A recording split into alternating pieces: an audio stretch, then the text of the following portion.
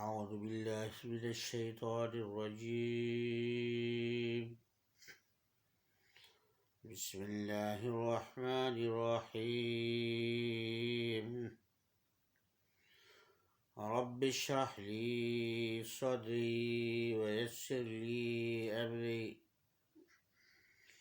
واحلل عقدة من لساني يفقه قولي.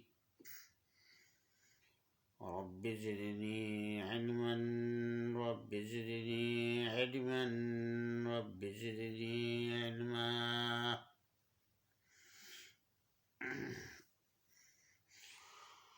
بسم الله الرحمن الرحيم.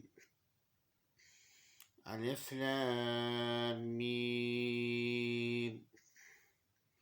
ذلك الكتاب لا ريب فيه هدى للمتقين الذين يؤمنون بالغيب ويقيمون الصلاة ومما رزقناهم ينفقون والذين يؤمنون بما أنزل إليك وما أنزل من قبلك وبالآخرة هم يوقنون. سورہ بقرہ ہے، مدنیہ ہے، ہجرت کے بعد نازل ہوئی ہے۔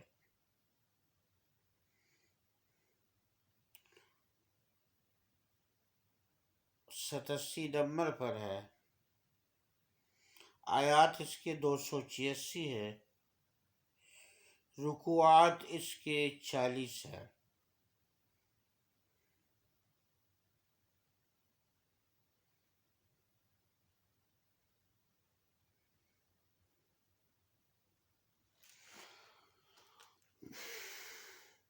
بسم اللہ الرحمن الرحیم۔ شروع اللہ کے نام سے جو بے حد مہربان نہایت رحم والا ہے۔ الف لام میم۔ الف لام میم ان حروف کو مقطعات کہتے ہیں۔ ان کی اصل معنی تک اوروں کی رسائی نہیں، بلکہ یہ بید ہے، راز ہے اللہ اور رسول کے درمیان۔ یہ سیکرٹ ہے، سیکریسی ہے اللہ اور رسول کے درمیان، جو بوجہ مصلحت کنسٹرکٹیو طور پر و حکمت ظاہر نہیں فرمایا۔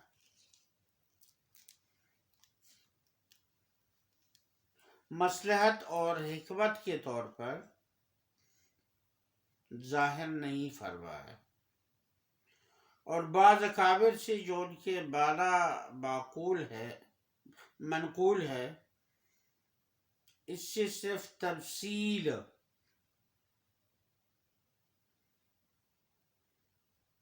انسٹنس، اگزامپل و تنبیہ و تسہیل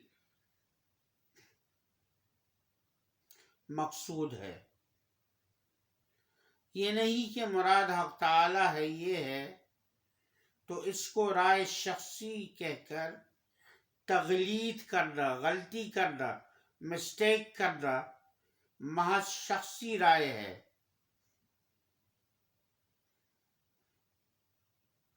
پرسنل رائے ہے، جو تحقیقی علماء کی بالکل خلاف ہے۔ اللہ تعالیٰ فرماتا ہے ذالک الکتاب، اس کتاب میں لا ریب کچھ شک نہیں،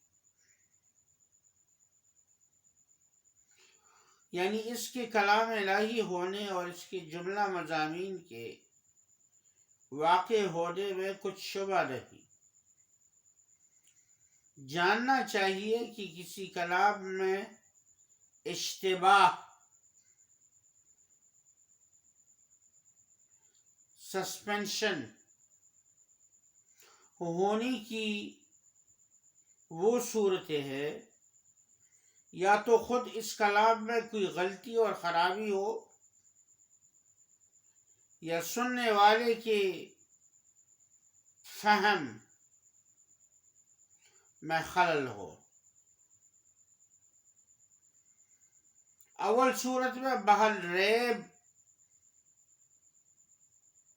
یہ کلام ہے، اور دوسری صورت میں محل ریب حقیقت میں سمجھنے والے کا فہم ہے۔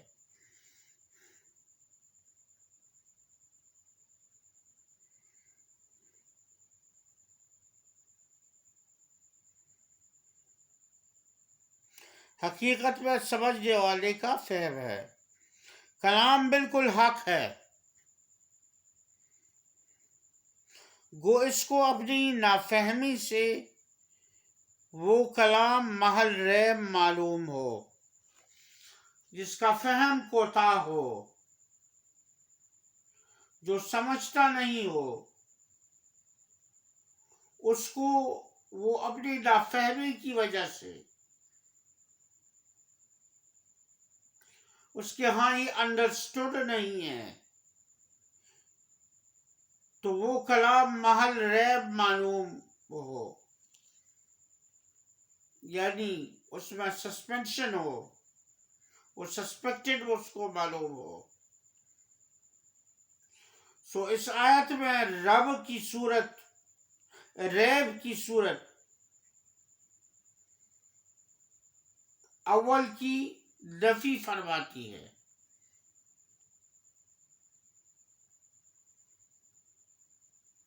That it is not totally false.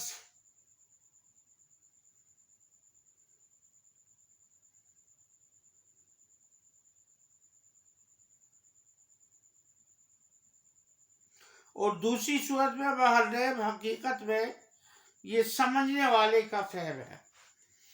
کلام بالکل حق ہے،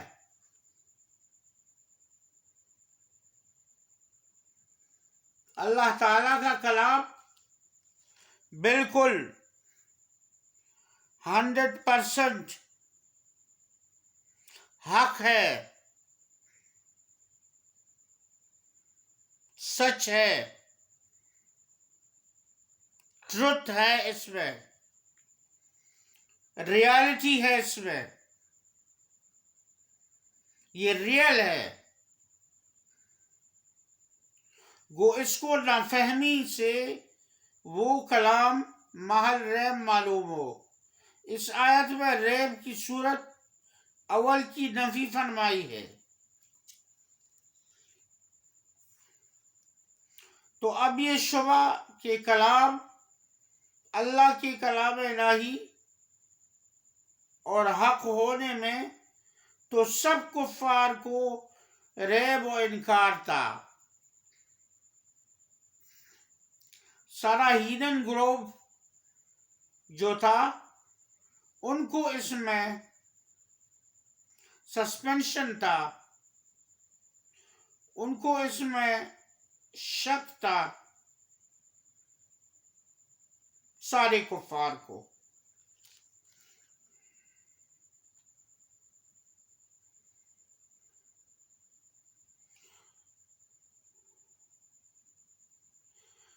اور وہ اس کا انکار کرتے تھے۔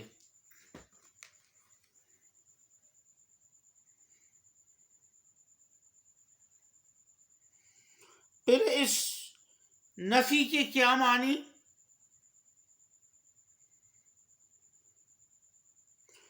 بالکل جاتا رہا۔ پھر اس کے نفی کی کیا معنی؟ بالکل جاتا رہا۔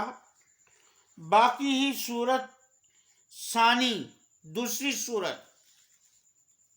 صورت ثانی دوسری صورت، سیکنڈ آپشن،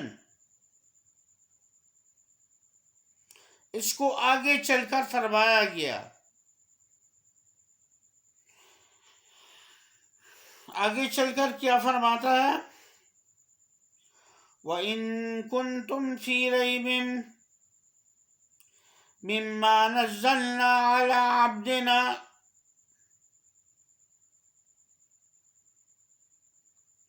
اگر تم شک میں ہو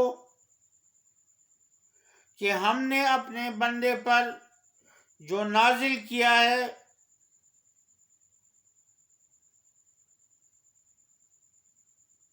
الی آخرہ، آخر تک وہ عدہ آئے گا.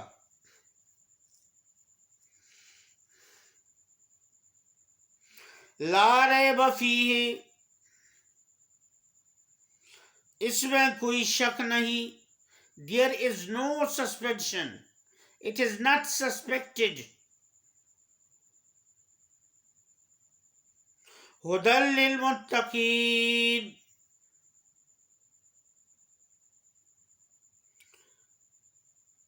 بتلاتی ہے، راہ بتلاتی ہے،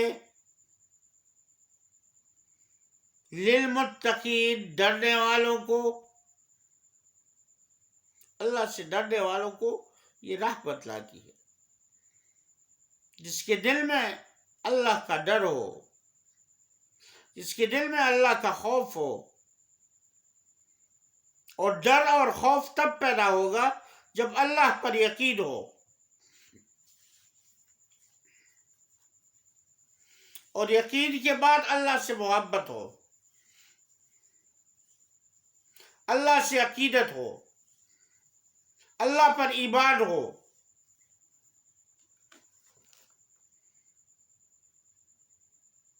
تو جن میں یہ صفات موجود ہو ان کو قرآن پاک نے ڈرنے والے فرمائے ہیں. المتقین، ڈرنے والے. گناہ، اللہ سے جو ڈرتا ہے وہ گناہ سے محفوظ رہتا ہے.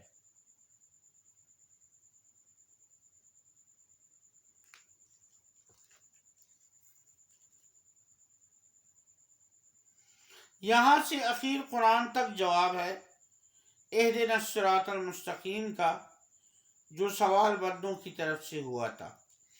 یعنی صراط مستقیم پر چلنے والے اصل میں اللہ متقین ہیں اور اللہ سے ڈرنے والے ہیں.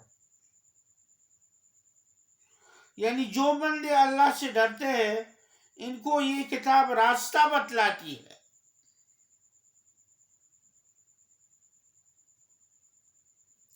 ان کے لیے یہ کتاب روشنی ہے، ان کے لیے یہ کتاب ہدایت کا ایک ذریعہ ہے.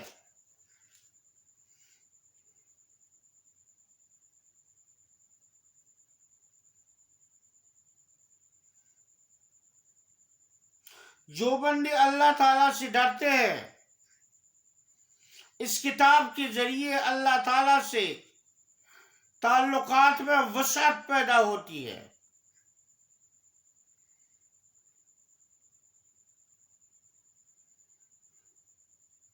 اس کتاب کی وجہ سے وہ اللہ تعالیٰ کے قریب تر ہو جاتے ہیں.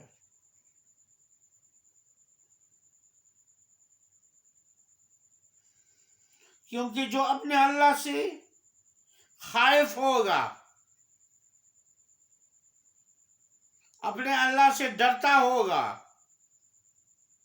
مالک ہے، مالک سے آدمی ڈرتا ہے کہ اس کی نافرمانی نہ ہو جائے، میرا مالک خفا نہ ہو جائے. اور ساتھ جب مالک سے محبت ہو، والہانہ محبت ہو، تو اس سے تو بدرجہ اولا بندہ ڈرتا ہے. frightened from him، frightened from his anger.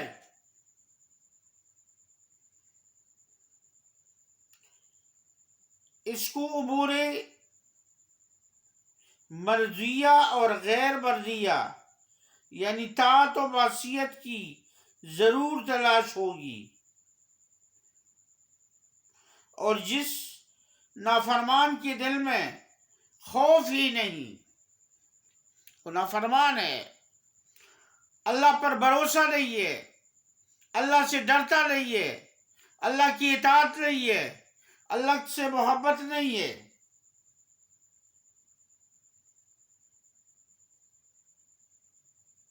اور جس نافرمان کے دل میں خوف ہی نہیں، اس کو طاعت کی کیا فکر اور معصیت کا کیا اندیشہ۔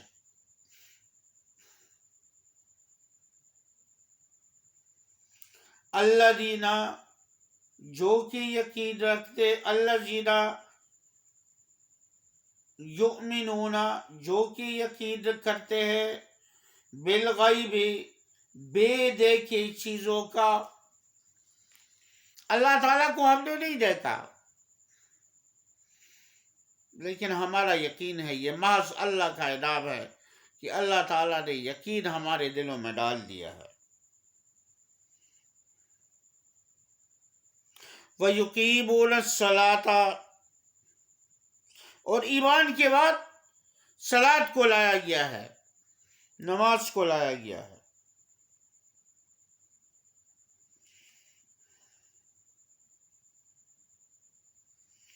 یعنی جو چیزیں اس کی عقل و حواس سے مخفی ہے، جیسے دوزخ، جنت، ملائکہ، آمنت باللہ و ملائکتہ و کتبہ و رسلہ والیوم الآخر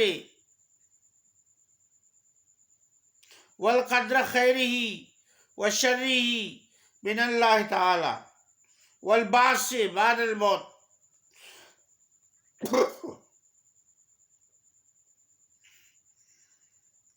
ان سب کو اللہ اور رسول کے ارشاد کی وجہ سے حق اور یقینی سمجھتے ہیں، اندھا دھند یقین ہے ان چیزوں پر۔ میں نے عرض کیا تھا پہلی سبق میں کہ ہم لکیر کے فقیر ہیں، مسلمان لکیر کا فقیر ہونا چاہیے، کیونکہ محبت میں اور اطاعت میں اور ڈر میں بندہ لکیر کا فقیر ہوتا ہے، جیسے اس کو فرما دیتا ہے اسی طرح سیدھا چلتا ہے، اس کا یقین ہوتا ہے کہ میرا مالک حق بولتا ہے، سچ بولتا ہے، میرا مالک حق پر ہے، میرا مالک سچ پر ہے، میرا اس سے محبت صحیح ہے، تو پھر وہ جیسے اللہ تعالیٰ فرماتا ہے ویسے ہی چلتا ہے، نہ افراد کرتا ہے نہ تفرید کرتا ہے۔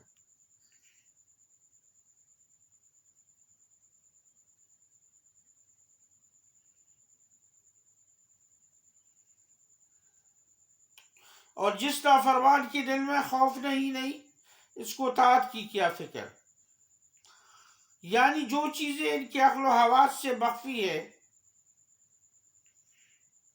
جنت، دوزخ، ملائکہ وغیرہ، ان سب کو اللہ کے رسول کے ارشاد کی وجہ سے حق اور یقینی سمجھتے ہیں۔ اس سے معلوم ہوا کہ ان امور غائب کا منکر ہدایت سے محروم ہے، ان امور غائب کا،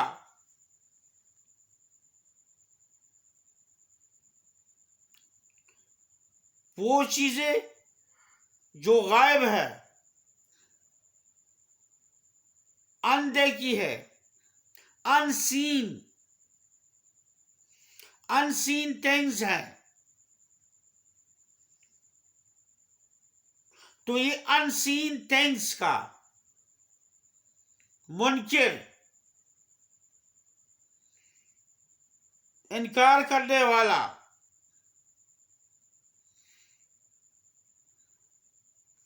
ہدایت سے محروم ہے۔ He is ignorant from ہدایت، وہ ہدایت سے محروم ہے، ناخبر ہے۔ اقامت صلاۃ کا یہ مطلب ہے کہ ہمیشہ رعایت حقوق کے ساتھ وقت پر ادا کرتے ہیں۔ وَيُقِيمُونَ الصَّلَاةَ وَمِمَّا رَزَقْنَاهُمْ، اور جو ہم نے روزی دی ہے، يُنْفِقُونَ، ان کو اس میں خرچ کرتے ہیں۔ سب طاعتوں کی اصل تین ہے۔ اول جو باتیں دل سے تعلق رکھتی ہے، دوسری بات بدن سے، تیسری مال سے۔ سو اس آیت میں ہر سہ اصول، ہر تین، سہ کہتے ہیں تین کو، اصول اصل کی جمع کو ترتیب وار فرمایا ہے۔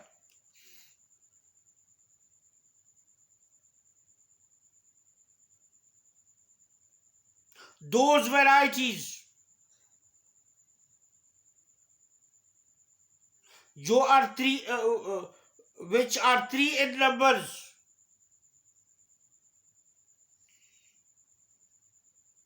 اللہ تعالیٰ نے ان کو ان آرڈر فرمایا ہے، ایک ہی آرڈر میں فرمایا ہے، ایک ہی ترتیب میں فرمایا ہے، سیکوینس میں فرمایا ہے۔ سیکوینس کیا ہے؟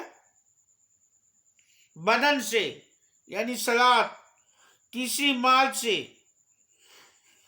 وَيُقِيمُونَ الصَّلَاةَ وَمِمَّا رَزَقْنَاهُمْ، مال سے، يُنْفِقُونَ، اس مال سے خرچ کرتے ہیں۔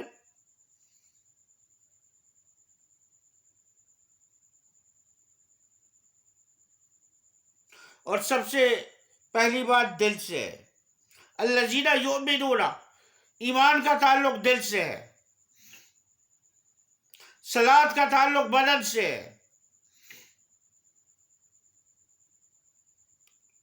اور رزق سے جو یہ خرچ کرتے ہیں اس کا تعلق مال سے ہے، اس کا بینک بیلنس، اس کی پراپرٹی، اس کی پاکٹ منی، اس سے یہ خرچ کرتے ہیں۔ والذین، اور وہ لوگ، سب طاعتوں کی، سب فرمان برداریوں کی، all kind of obedience کی اصل تین ہے۔ اول جو باتیں دل سے تعلق رکھتی ہے، اور دوسری بدن سے، تیسری مال سے۔ سو اس آیت میں ہر سہ اصول، ایوری تھری، ہر تین اصول کو ترتیبوار لے لیا ہے۔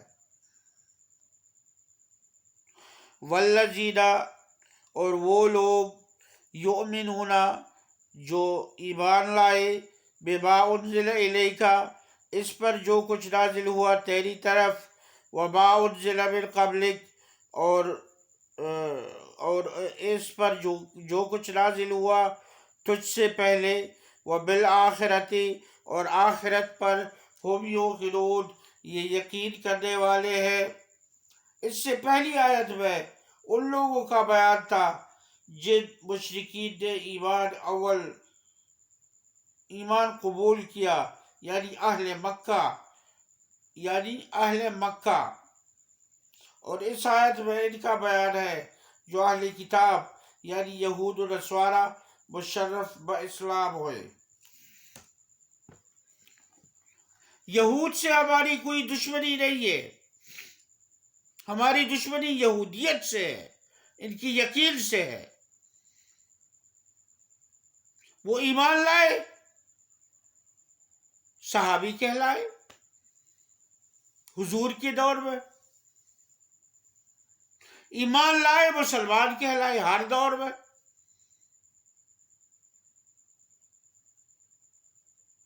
یہود کی تو ہم قدر کرتے ہیں، لیکن اس وقت تک جب وہ ایمان لائے۔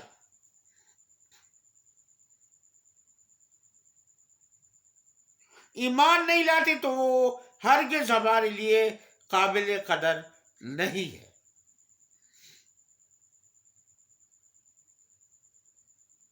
بحیثیت انسان